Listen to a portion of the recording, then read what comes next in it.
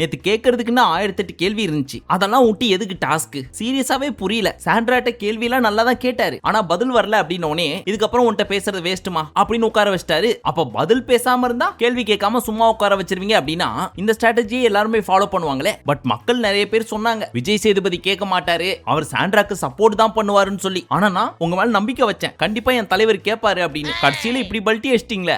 அப்படி சொல்லாதீங்க தம்பி. என்னையா என்ன அவசரப்படாத. இந்த காரணம் சொல்றேன்ட்டு பதிலுக்கு பதில் பேசி என்ன கெட்ட வார்த்தை பேச வச்சிடாதீங்க. எப்பவுமே வீக் டேஸ்ல எபிசோட் நல்லா இல்லனாலும் சாட்டர்டேல ஏதாவது கேள்வி கேட்டு ஓரளவுக்கு ஃபயரா கொண்டு போவீங்க அப்படின்றதுனால தான் உங்களை ஃபயர் சேதுபதினு கூப்பிட ஆரம்பிச்சேன். பட் நேத்து எபிசோட்லாம் பாக்குறப்போ என்னது இது, இவர் ஷோ பார்த்தாரா இல்லையா அப்படின்ற கேள்வியே வருது. இப்போ இதை ஃபுல்லா எக்ஸ்பிளைன் பண்ணி முடிச்சதுக்கு அப்புறம் உங்களோட கருத்து என்ன விஜய் சேதுபதியோட ஹோஸ்டிங் பத்தி அப்படின்றத கமெண்ட்ல சொல்லுங்க. சரி இப்போ ஆரம்பிக்கலாமா? எல்லாரும் ஜோரா ஒருத்தர் கை தட்டுங்க. அதெல்லாம் தட்ட முடியாது.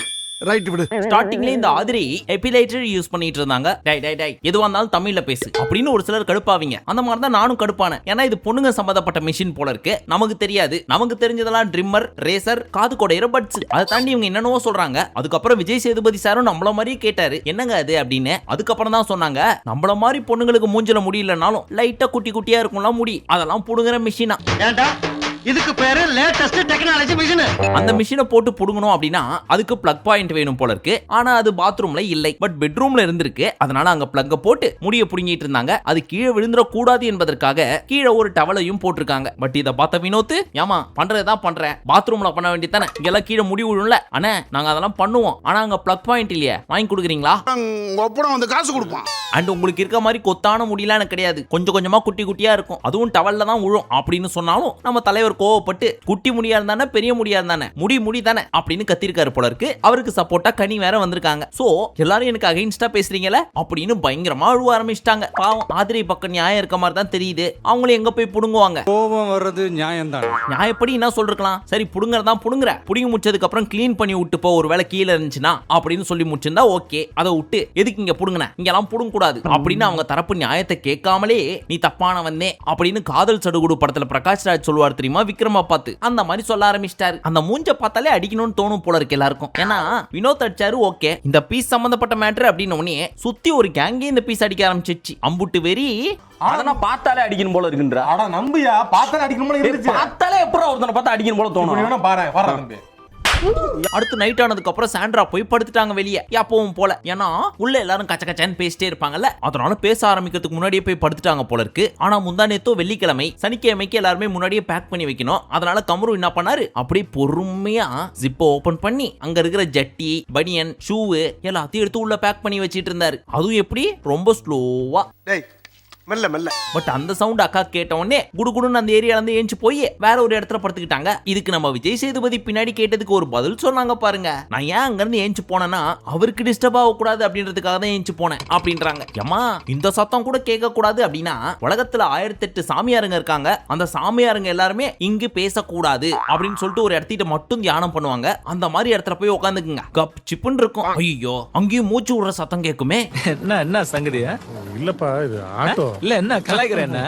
இப்ப மணி 10:30. அப்ப நம்ம வினோத் வந்து எங்க வாங்க கொஞ்சம் கிளீன் பண்ற வேலை எல்லாம் இருக்குங்க அப்படின்னு கூப்பிட்டாரா. அதுக்கு அக்கா, என்ன வினோத் இப்பதான் நல்லா தூங்க ஆரம்பிச்சேன், அதுக்குள்ள கூப்பிடுறீங்க, காலையில இருந்து என்ன பண்ணிட்டு இருந்தீங்க? எங்க நாளைக்கு ஷூட் இருக்கு, எல்லாரும் ஜிமிக்கி கம்மெல்லாம் போட்டு போட்டு பாப்பாங்க, யாராவது வேணே பண்ணுவாங்களா அப்படின்னு இவங்க சொன்னதை கேட்டு இந்த தூதுப்புறா அப்படியே கனிக்கிட்ட போய் அவங்க இப்படி சொல்றாங்க அப்படின்னு சொல்ல, இது நாங்க நியாயமா இருக்கு, காலைல இருந்து நான் நின்னுட்டு வேலை செஞ்சிட்டு இருந்தேன், சமைச்சிட்டு இருந்தேன், நான் மட்டும் என்ன மிஷினா இல்ல என்ன பார்த்தா இப்படி தெரியுதா?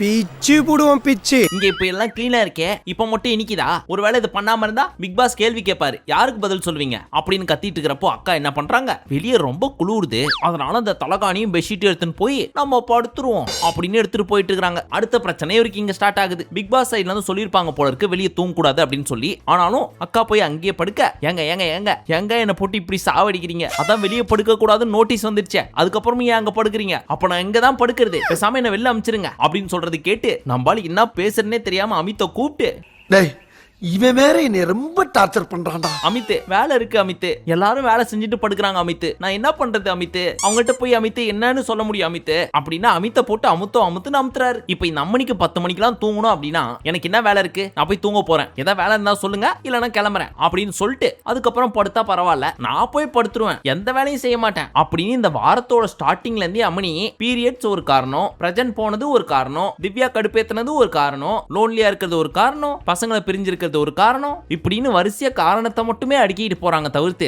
வேலை செஞ்ச பாடு இல்லையே தாய். ஓஹோ தண்டச்சோரா.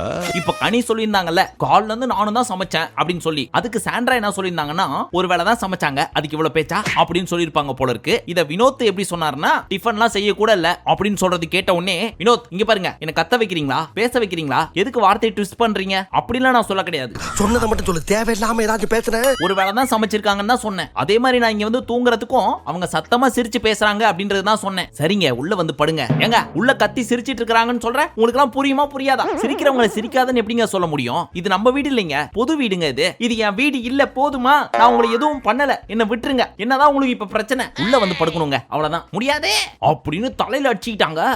முழுசா சந்திரமுகியா மாறி இருக்கிறவன் மனைவி கங்கா வெப்பா. அப்படி கத்தி தலையில அடிச்சுக்கிட்டு அந்த ஒரு நிமிஷம் கெக்க உடம்புல சாண்ட்ரா புகி வந்துட்டு போனதுடா பார்த்தேன். But jokes are part. உண்மையிலே சாண்ட்ரா இந்த மாதிரி அடிச்சுக்கிறது அழுவுறதெல்லாம் பாக்குறப்போ ஒரு ஓரமா பரிதாபமா இருக்கு. இதுக்கெல்லாம் உண்மையிலேயே ஒருத்தங்க காரணமா இருந்து அதுக்காக இவங்க இப்படி அடிச்சுக்கிறாங்க அழுவுறாங்க அப்படின்னா கண்டிப்பா அவங்கள வன்மையா கண்டிக்கலாம். பட் இந்த பிக் பாஸ் வீட்டுக்குள்ள சிரிச்சு பேசுறதும் சண்டை போட்டுக்கிறதும் சகஜம், அதுதான் இந்த ஷோவே. அப்படி பண்றவங்கள பண்ணக்கூடாதுன்னு சொல்லிட்டு நானும் வேலையும் பண்ண மாட்டேன்னு சொல்லிட்டு வெளியே படுக்க கூடாதுன்னு சொன்னா நான் இங்கதான் படுப்பேன்னு சொல்லிட்டு கம்ப்ளீட் பிக் பாஸ் ரூல்ஸுக்கு அகைன்ஸ்டா பண்றப்போ இவங்களுக்கு என்னன்னு சொல்லி ஆறுதல் சொல்றது இல்ல அட்வைஸ் பண்றதுனே தெரியல. இதுக்கு ட்ரீட்மெண்ட் இல்லடா. ஏன்னா நம்மளும் மனுஷன் தானே, ஏதோ ஒரு காரணத்துக்காக கஷ்டப்படுறாங்க, தன்னையே துன்புறுத்திக்கிறாங்க. இப்பேற்பட்ட ஒரு கண்டஸ்டன்ட்டை வச்சுதான் அடுத்த வாரத்தை கடக்கணும் அப்படின்னு நினைச்சீங்கன்னா தயவு செய்து வேணாம். உங்க நல்லதுக்கு சொல்றேன், ஓட்டிங்ல ஹையா இருந்தாலுமே அமுச்சு விட்டுருங்க, அதுதான் நல்லது. ஏன்னா நீங்களே ஒரு செகண்ட் இதை பாருங்களேன்.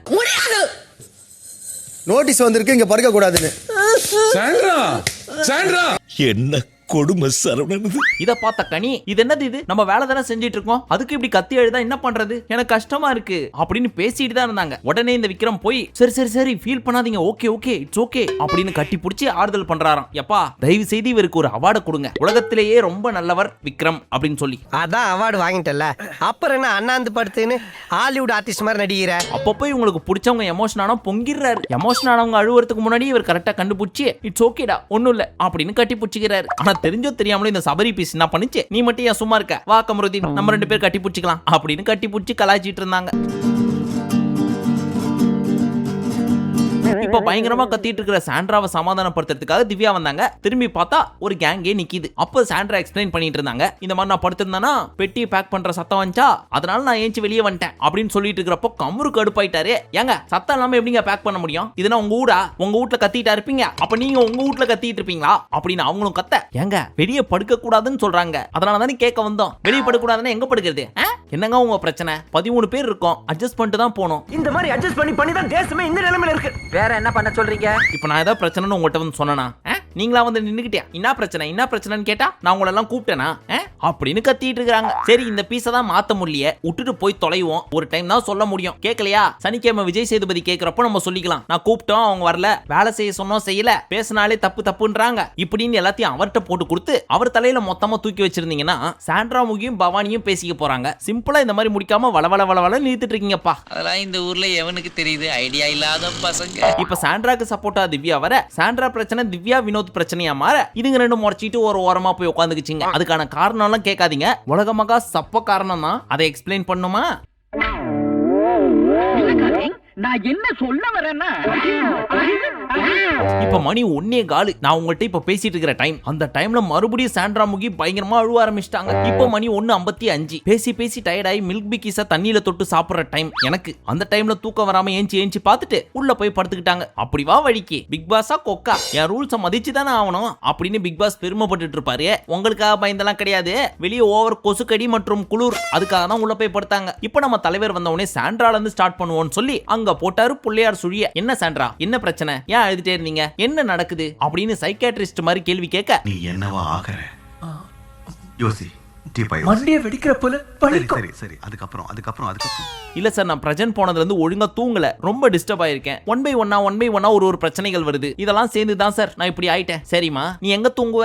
சூப்பர் டீலக்ஸ் சூட்ல சார். அங்க நல்லா தூங்குனியா? இல்ல சார். ஏமா? ஏன்னா இந்த கனி, சபரி, இன்னும் ஒரு சிலர்லாம் ரொம்ப சத்தமா பேசி சிரிச்சுட்டே இருப்பாங்க. இவங்க பேசுறதுல எனக்கு டிஸ்டர்ப் ஆகுது. ஒரு நாள் திவ்யாவே கூட ஏஞ்சிக்கிட்டா. சரி, அப்ப கம்ரு இருந்தாரா? இல்ல சார். கம்ரு நீ எங்கப்பா தூங்குவ? சூப்பர் டீலக்ஸ் சூட்ல சார். அப்ப ஏன் அன்னைக்கு அங்க தூங்கல? அது வந்து பாருவோட இப்படி அப்படி எல்லாம் இருந்தாங்க. அப்படின்லாம் சொல்லல. அது வந்து உடனே மக்கள் கண்டுபிடிச்சிட்டாங்க. பயங்கரமா கை தட்டி ஓஹோ அப்படின்னு சிரிச்சிட்டு இருந்தாங்க. சோ நம்ம விஜய் சேதுபதி என்ன சொன்னாரு? ஏங்க நீங்க அதை இதோட லிங்க் பண்றீங்க, அதுக்கு இதுக்கு சம்பந்தம் இல்லைங்க அப்படின்னு கலாச்சிட்டு இருந்தார். இத பார்த்த கமருதீனும் வெக்கப்பட்டுட்டு இருந்தார். ஒரு ஆம்பளை வெக்கப்படுறதுக்கு இன்னொரு ஆம்பளை காரணம் வரலாறு இருக்கு. நோட் பண்ணிக்கோங்க. சரி, இப்ப சாண்ட்ரா உன் பிரச்சனைக்கு வருவோம். உன்னை இவங்க எல்லாரும் தூங்குடாம பண்ணது இன்டென்ஷனலா பண்ணாங்கன்னு சொல்றேன், அப்படிதானமா? அப்படி சொல்ல சார். இல்லமா, போன வாரம் ஃபுல்லா நீ அதான் சொல்லிட்டு இருந்த. ஓ, அப்படி சொன்னா? அப்ப ஆமா சார். அதுக்கு காரணம் வந்து உடம்பு சரியில்லை, பிரஜன் வீட்ல இல்ல, இன்னும் ஒரு சில பிரச்சனைகள், அப்படிதானமா சார்? அப்படிலாம் கிடையாது சார். ஏமா இதுவும் நீதாம்மா சொன்ன. ஓ அப்படியா? அப்ப ஆமா சார். யூசுவலா நீ வர்றதுக்கு முன்னாடியும் சரி, நீ வந்ததுக்கு அப்புறமும் சரி, எல்லாருமே இந்த டைம்ல தான் பேக் பண்ணுவாங்கன்னு சொல்றாங்க. இது நார்மல் தானே? இதெல்லாம் உனக்கு டிஸ்டர்பன்ஸ். அண்ட் நீ அவங்களை டிஸ்டர்ப் பண்ற கூடாது என்பதற்காக வெளியே போய் படுத்துக்கிட்ட, அப்படிதானமா? அப்படின்னு வச்சுக்கலாம். ஆமா. அப்ப வினோத் உன்னை எது கூப்பிட்டாரு? வினோத் நீ சொல்லுப்பா. இல்ல சார், எல்லாரும் சத்தம் போடுறாங்கன்னு கோச்சிட்டு போய் படுத்தாங்க. எது நான் அப்படியா சொன்னேன்? போய் இருமா அவரை பேச விடு. அப்படி இல்லன்னு வச்சுக்கோ, வீக்கெண்ட்ல விஜய் சேதுபதி பேச விட மாட்டாரு அப்படின்னு என்ன போட்டு அடிப்பாரு. பேசுங்க சார் அப்படின்னு போன ஞாயிற்றுக்கிழமை நைட் அன்சீன்ல நடந்ததை எடுத்து இவருக்கு யாரோ போட்டு காமிச்சிட்டு இருக்காங்க. அதை சூசகமா தலைவரும் கேட்கிறாரு. ஒண்ணு கூட மறக்கல, நான் மறந்துட்டேன். ஏன் சார், அவர் என்ன தப்பா சொன்னாரு? நீங்க பேச விட மாட்டீங்கன்னா கேட்டா டைம் இல்லன்றீங்க. டைம் இல்ல அப்படின்னா நேத்து ஒரு டாஸ்க் கொடுத்து 3/4 மணி நேரம் ஓட்டுனீங்கல்ல, அந்த டைம் எல்லாம் எடுத்துக்க வேண்டியது தானே? சும்மா ஏதாவது சொல்லாதீங்க சார். பாவம் எங்க பிள்ளைங்க. நல்லா பேசக்கூடிய வாய் இருந்தாலும் பேச முடியாத அளவுக்கு வாய் போட்டு வச்சிடுறீங்க நீங்க. அப்ப குழந்தைங்க என்ன பண்ணும்? சொல்லவும் முடியல, மெல்லவும் முடியல. பட் நம்ம தலைவர் லாஸ்டா என்ன சொன்னாரு? நீங்க என்ன பத்தி பேசினாலும் எனக்கு கவலை கிடையாது, அதுக்கெல்லாம் நான் ஃபீல் பண்ண போறதும் கிடையாது, அண்ட் உங்களை திட்ட போறதும் கிடையாது. அதுக்காக நான் தியாகின்னு நினைச்சிடாதீங்க. உங்களுக்கு நான் சொல்றது எல்லாமே வெளியே என்ன நடக்குது அப்படின்றதுக்கான ஒரு டிப். நம்ம ஆண்டவர் சொல்ற மாதிரி வெளியே என்ன போகுதுன்றது உங்களுக்கு தெரியாது, நான் உங்களை காப்பாத்திட்டு இருக்கிறேன் அப்படின்னு பிட்டா போடுறாரு தலைவர். பட் வெளியில இருக்கிற மக்கள்கிட்ட போய் என்ன மக்களே நீங்க நினைக்கிறதா அவர் கேட்கிறாரா அப்படின்னு கேட்டா, எஸ் நாங்க எது நினைக்கிறோமோ அதுக்கு அப்படியே ஆப்போசிட்டா கேட்கிறாரு அப்படின்னு போடுறாங்க சார் உங்க மேல பழிய. ஓ, பட் இது அந்த நாய் நினைச்ச மாதிரி தெரியலையே. ட்ரெஸ் சூப்பரா இருக்கு தலைவரே. சரி, இப்ப சாண்ட்ரா உன் விஷயத்துக்கு வரேன். இப்ப அவங்க சத்தம் பண்ணக்கூடாது, பேசக்கூடாது, சிரிக்க கூடாது இப்படின்னு 1008 ரூல்ஸ போடுறேன். அப்ப எதுவுமே அவங்க பண்ணக்கூடாது அப்படின்னா எதை தான் கேமராலையும் மைக்லயும் நாங்க காட்டுறது? பிக் பாஸ் சொல்லிட்டாரு வெளியில போய் படுக்க கூடாது அப்படின்னு சொல்லி, ஆனாலும் ஏன் அங்க போய் படுக்கிற அப்படின்னே மறுபடியும் ஃபர்ஸ்ட்ல இருந்து ஆரம்பிக்கிறாங்க. அவலாஞ்சி, நிலா, சாக்லேட் ஃபேக்டரி அப்படின்னு தெய்வ திருமகள் விக்ரம் மாதிரி. இதுக்கு இல்லையா சார் ஒரு எண்டு? இதுக்கு இல்லையா சார் ஒரு எண்டு? இதெல்லாம் சொல்றதை கேட்ட பாரு என்ன கதை விடுறா பார் அப்படின்ற மாதிரி ஒரு ரியாக்ஷன் கொடுக்க, இத நம்ம கேமராமேன் ஜூம் பண்ணி காமிச்சாரு. சோ அங்க இருந்த மக்கள்லாம் பயங்கரமா பாருக்காக ராக்கெட் விட்டாங்க. அது பாருவோட ஃபேன்ஸா இல்ல சாண்ட்ராவோட ஹேட்டர்ஸா அப்படின்றது 200 ரூபாய் வாங்கிட்டு கை தட்டுறாங்க தெரியுமா அங்க இருக்க கேங், அவங்களுக்கு தான் தெரியும்.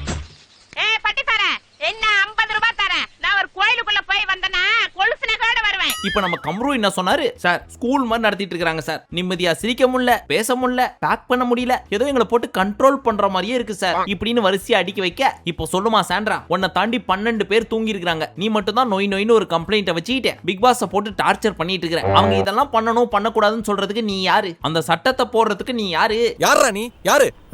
யார கேக்குறான்? டேய் லூசு, ஒன்னதான் கேக்குறேன்.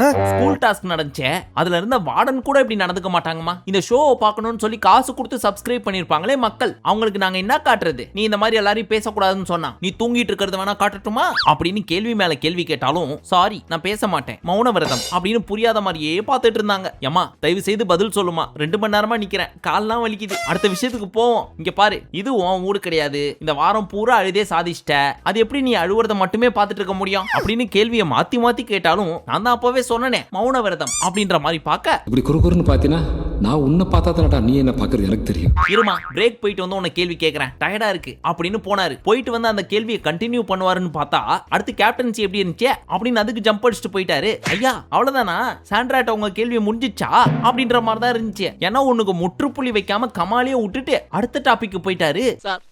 இந்த மேட்ல உங்க டோட்டல் ரியாக்ஷன் இவ்வளவுதானா? இதுவே திவாகர் பண்ணியிருந்தா மட்டும் அங்கேயே உட்காந்துப்பீங்க சார் நீங்க, நீ பதில் சொல்லாம இங்க இருந்து போக மாட்டேன்னு சொல்லி. அப்ப தர்பூசணிக்கு ஒரு சட்டம், இவங்களுக்கு ஒரு சட்டமா? இப்படி எல்லாம் பண்ணா தர்பூசணியோட ஆத்மா எப்படி சாந்தி அடையும்? செத்து போயிட்டாரா? அட என்னவோ போங்க. சரி, இந்த கேப்டன்சில என்ன பிரச்சனை அப்படின்னு கேட்க ஆதிரையோட அந்த அந்த இங்கிலீஷ் வார்த்தை ஒண்ணு வந்துச்சு. அது பேர் என்ன? அந்த முடிய புடுங்குற மிஷின், ஏதோ ஹெலிகாப்டர்னு வருமே. ஐயோ ஒரு நல்ல வார்த்தை. ராஜேங்க. அதாங்க அதை சொல்றேங்க. அது பிளனம் பிரசவம் எபிலேட்டர். அந்த கம்ப்ளைண்ட்டை வந்து ஆதிரை சொல்ல வினோத்தை புடிச்சு கொஞ்ச நேரம் வறுத்துட்டு இருந்தாரு. ஏன்பா பாத்ரூம்ல பிளக் இல்ல, அது ஒயர் போட்டாதான் வேலை செய்யும். சோ பிளக் பெட்ரூம்ல தான் இருந்துச்சு, அதனால அங்க துண்டை போட்டு பத்திரமா பண்ணாங்க. அதை உங்ககிட்டயும் சொன்னாங்க, ஆனா நீ அதை கேட்கல. இல்ல சார், கேமரா முன்னாடி பண்ணாங்க, அதனால அங்க பண்ண வேணாமேன்னு நினைச்சேன். யோ, அவங்க கேமரா முன்னாடி பண்ணா என்ன, கேமரா பின்னாடி பண்ணா உனக்கு என்ன? எதை காட்டணும் காட்ட வேணான்றது எங்களுக்கு தெரியும். நீங்க பண்ற எல்லாத்தையும் தான் காமிச்சிட்டு இருக்கிறோமா. எது தேவையோ அதை மட்டும் தான் காட்டுவோம். அதுக்கு ஏன் என் பக்கம் பாக்குறேன்? அப்படி பாரு, அந்த பக்கம் அந்த பக்கம். இப்ப சொல்லு, இது யார் தப்பு? என் தப்பு தான் சார். இதுக்கு சப்போர்ட்டுக்கு ஒரு கேங் வந்தீங்களே, அவங்க எல்லாம் யாரு அப்படின்னு கேட்ட உடனே ஒரு கேங் ஏஞ்சி நின்னுச்சு. சோ அவங்களையும் போட்டு வறுத்துட்டு இருந்தாரு. மேபி இன்னைக்கு ஆதிரை போறாங்க அப்படின்றதுனால போறப்ப சந்தோஷமா போட்டோம் அப்படின்னு அவங்களுக்கு பாசிட்டிவா பேசிட்டாரு போல இருக்கு. அப்புறம் இன்னைக்கு இன்னொரு எவிக்ஷனும் இருக்கு. அது யாரு தெரியுமா? நம்ம எஃப்ஜே. அவரையும் அமுச்சு விட்டாங்க. கேள்வி கேட்கிற எல்லாரையும் அமுச்சு விட்டு இந்த சீசன் ஃபுல்லாவே மிச்சர் சாப்பிடுற பீஸுங்களுக்கு மட்டும் ஹை பிரியாரிட்டி கொடுத்து வீட்டுக்குள்ள பொத்தி பொத்தி வச்சு அழகு பாக்குறாங்க பிக் பாஸ் குழு. ஜோடியா மிஸ் ஆறீங்களா நீங்க? அதுக்கப்புறம் இந்த பாரு வேலை செய்ய மாட்டேன் அப்படின்னு கானா வினோத்திட்ட பிரச்சனை பண்ணிட்டு இருந்தாங்க தெரியுமா? அந்த மேட்டர் எடுத்தாங்க. அதுலயும் பாத்தீங்கன்னு வச்சுங்க, ஏன் பாரு எப்ப பார்த்தாலும் எந்த வேலை கொடுத்தாலும் செய்யவே மாட்டேறியே ஏன் அப்படின்னு இந்த பீஸை தான் புடிச்சு திட்டினாரு. தவிர்த்து சாண்ட்ராவும் தான் வேலை செய்யல. கேட்டாரா பாத்தீங்களா? ஒருவேளை சாண்ட்ராக்குள்ள இருக்கிற சாண்ட்ரா முகி வெளியே வந்து ஒரே குக்கா அப்படின்னு கத்தி கண்ணீர் விட்டா நம்ம இமேஜ் என்ன ஆவறது அப்படின்றதுக்காக பாரு மண்டையில மட்டும் 4 கொட்டு கொட்டிட்டு சாண்ட்ரா மண்டையில தடவி கொடுத்துட்டு போயிட்டாரு போல இருக்கு. யார நம்பர்னே தெரியல தாசண்ணா. பின்ன வெறும் 75 கோடியை கொடுத்துட்டு வருஷத்துக்கு ஒரு 4-5 படம் பண்ணுவாரு. அதுக்கு ஆப்பு வைக்கிறதுக்கா? சோ நம்ம தலைவர் தொலைநோக்கு பார்வையில யோசிச்சிருக்காரு. தப்பு இல்ல தலைவரே. இது நம்ம ஆண்டுக்கு 6th சீசன்ல தான் புரிஞ்சுச்சு. உங்களுக்கு 2வது சீசன்லயே புரிஞ்சிருச்சு பாருங்க. நீ போயிட்டுக்கோடா, நீ போயிட்டுக்கோ. அதுக்கப்புறம் அரோரா விட்டாங்க பாருங்க ஒரு கதை. சார், என்ன பாரு 10 வாரமா ஒரு வேலையும் செய்யல, ஆனா ஒப்பேத்தி இவ்வளவு நாள் வந்துட்டா அப்படிலாம் சொன்னா சார். சரிம்மா ஏமா பண்ணல சார்? நான் டாக்டர்கிட்ட போனேன்னா நான் எந்த ஒரு கெமிக்கலும் தொடக்கூடாது, ஏன்னா தொட்டதுனாலதான் இன்ஃபெக்ஷன் ஹை ஆகுது அப்படின்னு சொல்லியிருந்தாரு. அதனால கிச்சன் பக்கம்லாம் போய் எந்த கெமிக்கலும் தொடுறது கிடையாது. அதே மாதிரி பாத்ரூம் பக்கமும், அதே மாதிரி சமையல் டீம்லயும் என்ன போடல. போடாதவங்கள போய் போடு போடுன்னு கேட்க முடியுமா சார்? சோ கொடுத்த வேலையை நான் கரெக்டா செஞ்சேன் சார், அவ்வளவுதான் சார். இது 100% புட்டாப்புங்க. நான் நிரப்பராதீங்கம்மா. இப்ப அரோரா சொன்னதுல ஏதாவது மாற்று கருத்து யாருக்காவது இருக்காப்பா அப்படின்னு எதுக்கு கை தூக்கிட்டு ஒருவேளை நாங்க பேசினா எங்களை போட்டு அடிப்பீங்க, உங்களுக்கு அகைன்ஸ்டா பேசுறவங்க எல்லாரையும் வெளியே அனுப்புற மாதிரி எங்களையும் அனுப்புறதுக்கா? அதனால நான் கையெல்லாம் தூக்க முடியாது. சோ ஒரு மாற்று கருத்தும் இல்ல சார் அப்படின்னு அமைதியா உட்கார. பாத்தியா பாரு, உன்னை தவிர்த்து அரோரா மேல யாருக்குமே மாற்று கருத்து கிடையாது. இது நீ எப்படி சரி பண்ண போற? சார், இனிமே எல்லா வேலையும் நான் செஞ்சு சரி பண்ண போறேன் சார். புடிங்கிருப்ப போட போய் ஸ்ட்ராங்கா டீ வாங்கிட்டு போ அப்படின்றாங்க. ஃபர்ஸ்ட் பாரு கிட்ட ஒரு கேள்வி கேட்டார்ல, ஏன் எப்ப பார்த்தாலும் எந்த வேலை கொடுத்தாலும் செய்ய மாட்டேன்னு சொல்லி. அது கேட்க வேண்டிய வாரம் இதுவா? 12வது வாரத்துல கேட்கிறேன். இது கேட்டிருக்க வேண்டியது 2வது வாரத்துல. அதை விட்டு பழைய சோறு ஏன் சூடா இல்ல அப்படின்னு கேட்டா என்ன சார் நியாயம் இது?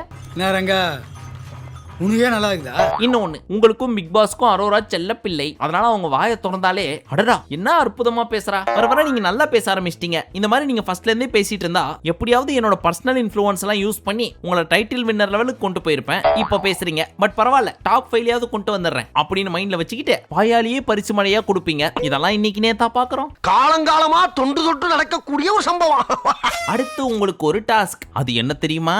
இப்போ ஒருத்தவங்களோட கேமை ஒருத்தவங்க ஓவர்டேக் பண்றாங்க அப்படின்னா அது யார், என்ன காரணம் அப்படின்றத கேட்டிருந்தாரு. இதுவும் மொக்கையா தான் போச்சு. இருந்தாலும் முக்கியமானது மட்டும் சொல்றேன். எல்லாரும் சொல்லிட்டே வந்துட்டு இருக்கிறப்போ கம்ரு எந்திரிச்சு, சரி இப்ப திவ்யா வந்து என்ன பண்ணுவாங்கன்னா, எப்பா ஒரு நிமிஷம் நீ சொல்லு, ஆனா அதுக்கு முன்னாடி யாரோட கேமை ஓவர்டேக் பண்றாங்க அப்படின்றத சொல்லி முடிச்சுட்டு எக்ஸ்பிளனேஷன் கொடுப்பா. சார் அதான் சொல்ல வரேன். இப்ப திவ்யா என்ன பண்றாங்க, எல்லாருக்கும் சேர்த்து இரு தம்பி உனக்கு புரியுதா இல்லையா, ஃபர்ஸ்ட் பேரை சொல்லுப்பா அப்படின்னு கேட்ட உடனே திவ்யா பொசுக்குன்னு ஏஞ்சி, சார் நான் வந்து எல்லாரோட கேமையும் ஓவர்டேக் பண்றானா, அதை தான் அந்த பீஸ் சொல்ல வருது அப்படின்னு சொல்ல, வாவ் ஃபர்ஸ்ட் திவ்யா கை தட்டுங்க அப்படின்னு அவங்க கை தட்டிட்டு அந்த மேட்டரை அப்பயே முடிச்சு விட்டாரு. பட் கம்ரு என்ன சொல்ல வராருன்றது நமக்கும் புரியல, விஜய் சேதுபதிக்கும் புரியல, அங்க சுத்தி இருக்கிற மத்த கண்டஸ்டன்ட்ஸுக்கும் புரியல. ஆனா திவ்யாக்கு மட்டும் புரிஞ்சு பாத்தீங்களா? அப்ப அந்த சீரியல் ஒன்னு நடிச்சாங்களே, அதுல ஏதோ ஒரு கெமிஸ்ட்ரி ஒர்க் அவுட் ஆயிருக்கு. இல்லாம இவ்வளவு ஈஸியா கண்டுபிடிக்க முடியுமா?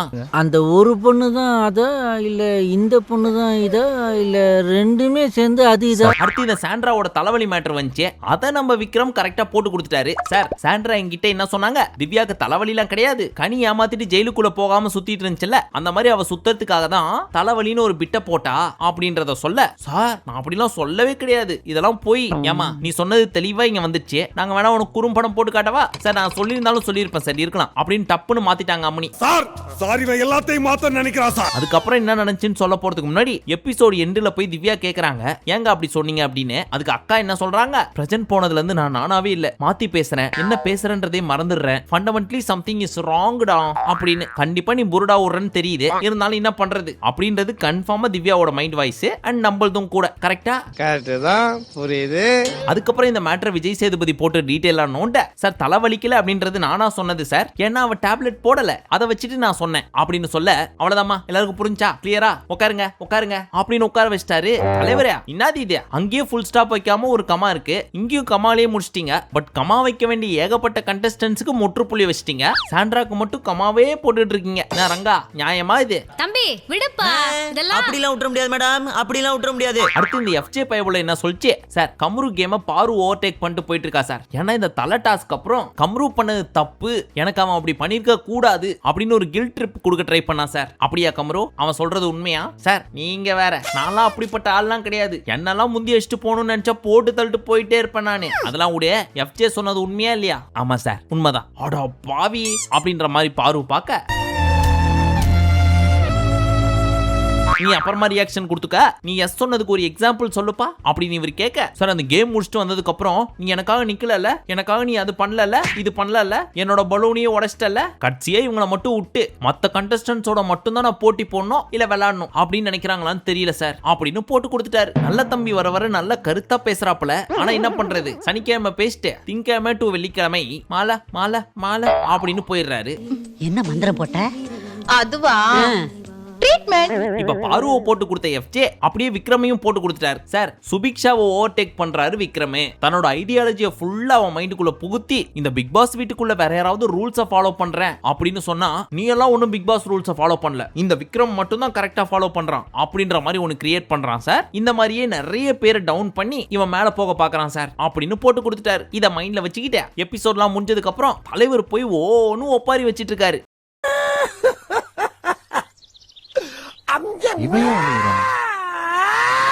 நான் அவளை புட் டவுன் பண்றேனா, என்ன போய் இப்படி சொல்றானே அப்படின்னு. இத பார்க்க வந்த சுபிக்ஷா, நீ அழுவாத, நான் சொன்னா நீ என்ன புட் டவுன் பண்றேன்னு சொன்னா அப்படின்னு அந்த அம்மாவும் ஒரு பக்கம் ஒப்பாரி. இந்த பீஸ போதுன்ற அளவுக்கு அலசியாச்சு, இதை விட்டுருங்க. ஆனா நம்ம விக்ரம் இருக்காரே, அவருக்கு மட்டும் எப்படிதான் பொசுக்கு பொசுக்குன்னு அழுக வருதுன்னு தெரிய மாட்டேங்குது. நானும் ஒரு சில இடத்துக்கிட்ட வாண்டடா அழுகணும்னு நினைச்சு ரொம்ப முக்குவேன், கண்ணில் தேங்க கூட மாட்டேங்குது தண்ணி. ஆனா இவரு இப்ப படுற அண்ணனோட பர்ஃபார்மன்ஸ் அப்படின்னு சொன்ன அடுத்த செகண்டே ரம்யாவோட ஃபாஸ்டா அழுது ஆயுதத்தை வெளியெடுத்துறாரு. அந்த டெக்னிக் எங்க கத்துக்கிட்ட? இனிமே யாராவது சொல்லுங்க பொண்ணுங்க மாதிரி அழுதுட்டே இருக்காதன்னு சொல்லி, அதெல்லாம் உடைக்கிறதுக்கு என் தலைவன் ஆம்பளையா வந்துட்டான்டா, இனி பொண்ணுங்க மாதிரி அழுதுட்டே இருக்காத அப்படின்னு யாராவது சொன்னா திருத்தம், விக்ரம் மாதிரி அழுதுட்டே இருக்காதீங்க அப்படின்னு சொல்லுங்க, ஆம்பளேடா.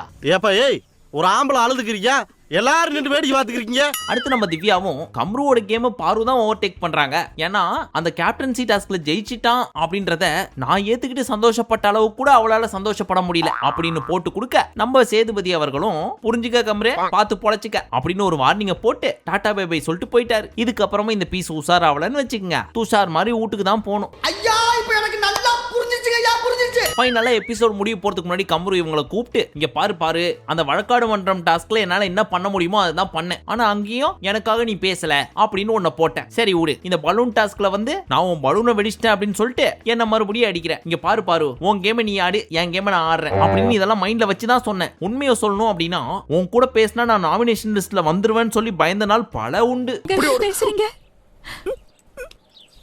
ஐயோ சித்ராதேவி பிரியா, அழாதம்மா, நீ கேட்டேன்னு சொன்னேன். சரி நீயே சொல்லு, இப்போ எல்லாருமே அந்த பலூன் டாஸ்க்ல அவுட் ஆயிட்டாங்க, நீ நான் மட்டும் தான் இருக்கோம், என்னோட பலூனை நீ வெடிக்காம இருப்பியா என்ன? சொல்லு டா.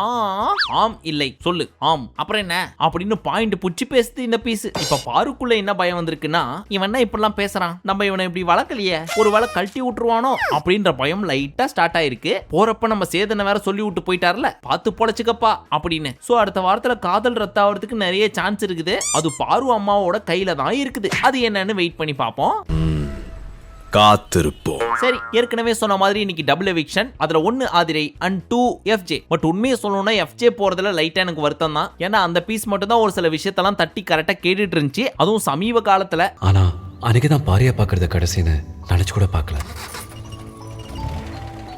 ஆனா இவங்கள பாருங்களேன், கரெக்டா ஒருத்தன் எப்போ விளையாட ஆரம்பிக்கிறானோ அப்போ அமுச்சு விட்டுறாங்க. ஃபர்ஸ்ட் பிரவீன், அடுத்து பிரஜன், இப்ப எஃப்ஜே. உண்மையிலேயே இந்த 11 பேர் கொண்ட பிக் பாஸ் குழு யாருன்னு பார்க்கணும். அவங்கள பார்த்து தயவு செய்து அடுத்த சீசனுக்கு நீங்க வந்துடாதீங்கப்பா அப்படின்றத மக்கள் சார்பா அவங்களுக்கு சொல்லணும். அவ்வளவுதான். சரி, மீண்டும் உங்களை நாளை காலை சந்திக்கும் வரை நன்றி, வணக்கம், நமஸ்தே, நமோஸ்கார்.